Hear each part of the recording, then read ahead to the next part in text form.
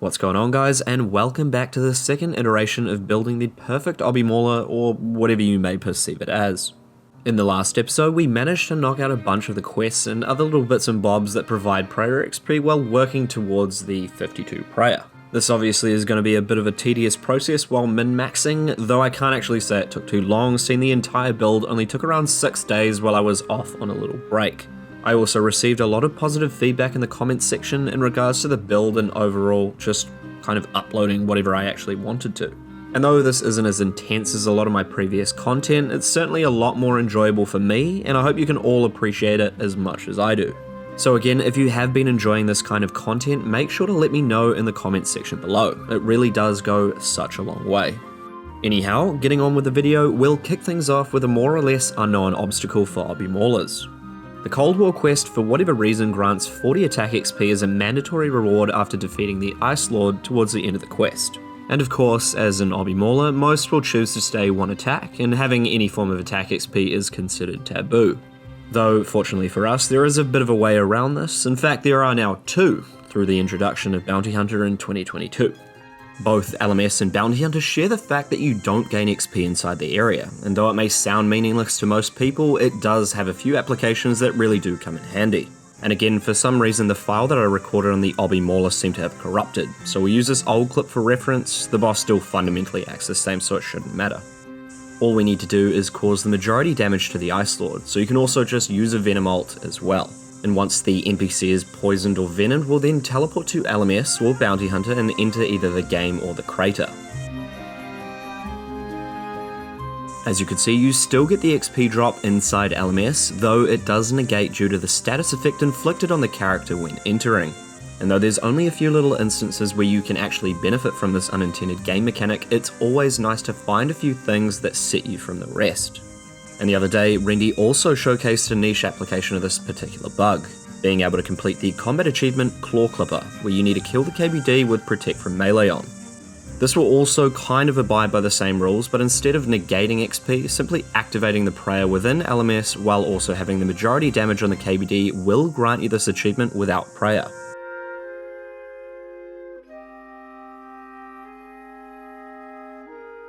Now with the completion of Cold War, we've completed another quest where you quote-unquote risk getting unwanted XP, though it was mitigated as much as possible.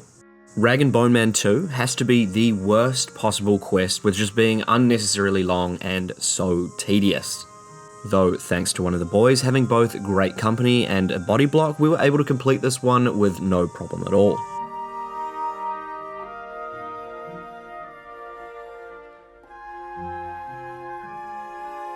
We can also go ahead and claim our third and final lamp from the Historian, granting our last 1000 XP towards Slayer, achieving level 40. And with level 40 Slayer, we can now tackle the lair of Tanrazalor, which I actually had quite some trouble with even getting to the boss itself.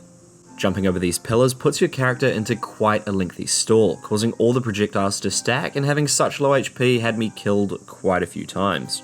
Though, to mitigate this completely, you can literally just buy a Slayer ring and teleport directly to the boss. I don't know why I didn't choose to do this, but I was just in a hurry. Tackling Tarn also briefly puts you into a stalled player state while sending out his terror dogs, though these are easily dealt with by running directly to the eastern corner, then straight north to trap them on their cages. Once they're trapped, you can take on Tarn with relative ease, and once you've killed both phases, you're granted with 5k Slayer XP and the Salvami Enchanted. And the Salvami E will also have some application in the future, so we can put our Imbue scroll on it and make it work for both range and mage.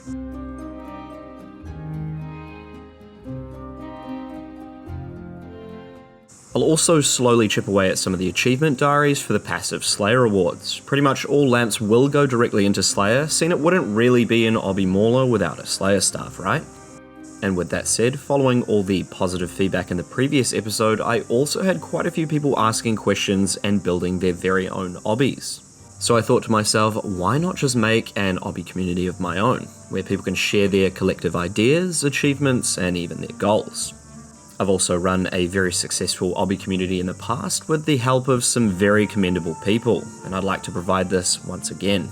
So if you were once in the past a member alongside myself or creating a new Obby Mauler, I'd like you to try out Obby Legion.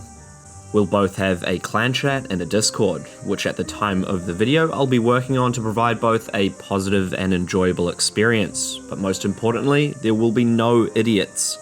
The Obby community has always been plagued with people that think they're God's gift or the smartest person in the classroom, so with this community I plan to certainly change that. So with all that said, make sure to pop into the Obby Legion clan chat and say hello. I'll also leave the link to the Discord in the comments section below. Getting stuck back into the task at hand, we have Tyber I Trio, a quest that we can complete as Obbies if you've ever questioned the reward on any form of guide. The experience rewards only come from the brothers that you talk to, so if you simply don't talk to the combat brother, you won't receive the XP. To mitigate this even further, you can even remove the talk option of the brother by utilizing the custom menu entry swapper. As you can see, we've also resorted to literally alking while doing a bunch of random quests to reach 57 mage for Swansong. This quest also provides a massive chunk of prayer XP towards the 52 pray, so this one must be done. Furthermore, whoever moved the high alk spell is just simply evil. Normally on any Obby build, with completing all the quests that give mage XP and also using mage for the boss fights will only net you around 45 mage. You'll also use it for literally nothing else than maybe going for some sort of pets, so you can certainly do this on a regular Obby without any attack. We're going to need 45 smithing for Swansong too, so doing all of these quests in the reward order that you see here in the video could certainly save you some time. Swansong has two instances that we can tackle unconventionally, both the final boss and the troll waves. While dealing with the trolls, we don't even have overheads, so we'll start off by using the terrain to mitigate the number of trolls attacking us. These also have a strange character model, meaning that you can't corner trap or stack them on each other. They simply just path around these obstacles and continue to attack. However, there's one specific mechanic that I had never known about before recently. You can use runes on the wise old man after his initial attacks are over, and he'll continue to attack the sea trolls. Furthermore, his attacks are a lot more accurate. The only issue is that he does wander, so you can find yourself tanking multiple trolls at the same time. Dealing with the Sea Troll Queen can also be dealt with unconventionally. I'm not too sure why these particular NPC's attacks are coded the way that they are, but I'm certainly all for it. The Queen is meant to stay within the bounds of the water, but by kiting the boss with range to the correct tile, you can drag her completely out of the water. You can also, for some reason, flinch her with range, which shouldn't be possible, so I don't know how you can do this. The Sea Troll Queen can also max at 37 with a mage attack, so we purposefully waited on this one until we had 33 HP, so we could then G-rest over her max hit.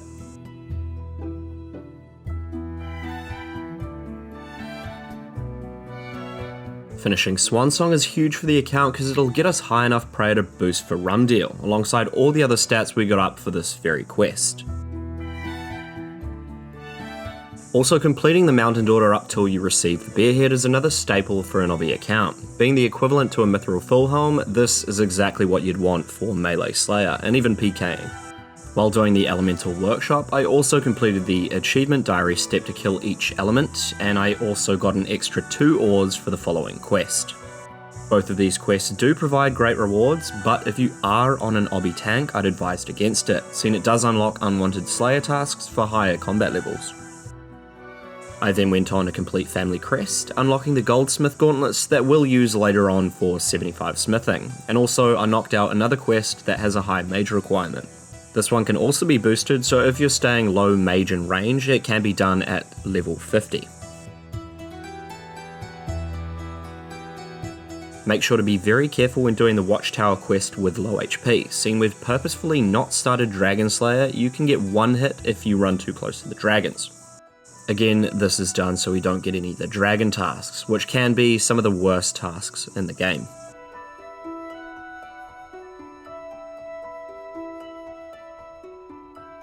Now that we have all of the requirements, which are all boostable, we can move on to Rum Deal, one of my favourite quests, unlocking Trouble Brewing, or specifically the naval outfits.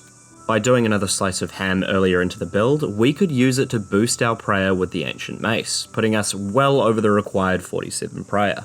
The Evil Spirit can also be easily dealt with and has no immunities like recoil or poison if you do want to save HP.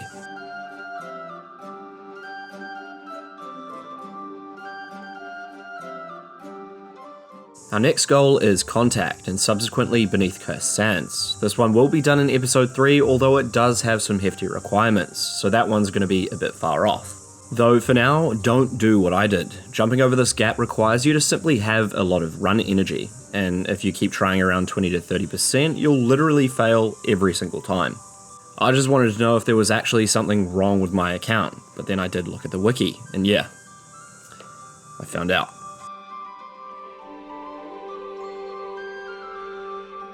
Fortunately, the dialogue prompts you right after the quest if you have the requirements for Contact, though before leaving, I wanted to quickly finish off one of the Desert Diary achievements to open the sarcophagus. I also use Menu Entry Swapper to remove the option to open the sarcophagus just in case I'm on some type of restricted account. Jumping back over to Contact, it's actually made fairly easy now that we have Prayer. Though at the moment I'm not used to using Prayer at all, seeing I've been going for the Elite Combat Achievement Diary on Mauler v2, a 31 Prayer Obby that I've been working on very diligently. And in regards to that account, I've also been quietly putting together some clips for a sneaky video, a video where I redefine what should and could be possible. And if you understand game mechanics, what you see in front of you should come across as one of the craziest achievements within the game. And with that said, if you want to see something like this on the channel, please leave a comment down below and show your support. It really does go a long way.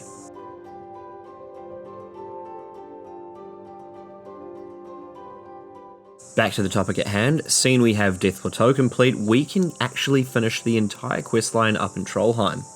Edgar's Ruse gives us a good amount of Herbler XP, and again we might as well complete it before working towards a Kingdom Divided. We also got a few more Goutweed just in case we do anything to this account in the future.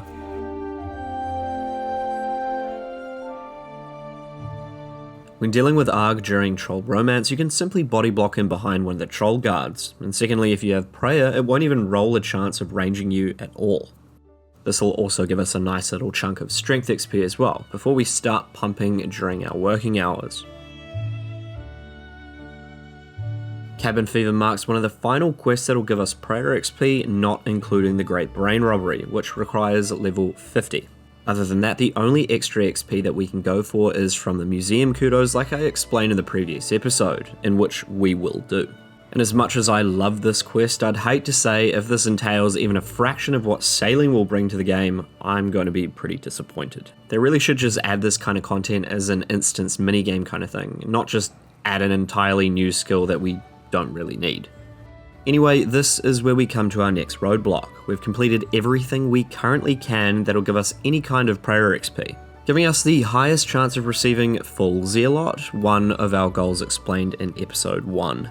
Which means we have from 41 to at least 50 Prayer to simply hope we have enough luck to finish the whole set. So for the next segment, our account will take center stage in Mauritania at the funeral pyres. And this is exactly where we'll remain until we achieve our goal. If you guys enjoyed today's video, I really do hope that you drop us a like, comment, and maybe even a subscription. All of these facets greatly help the growth of the channel, and I know that you know that. So do me a quick favor and click the subscription button and make all of this worthwhile. Lastly, as I said before, if you're interested to pop in for a quick chat or have an obby of your own, I'd love to see all of you in Obby Legion. There will be both an in-game clan chat and also a Discord, in which I'll leave in the description. I'll be in there most days, so don't be shy, jump in and just have a yarn. With all that being said, I hope you all learnt something today, and if you did, let me know in the comments section below. Cheers guys.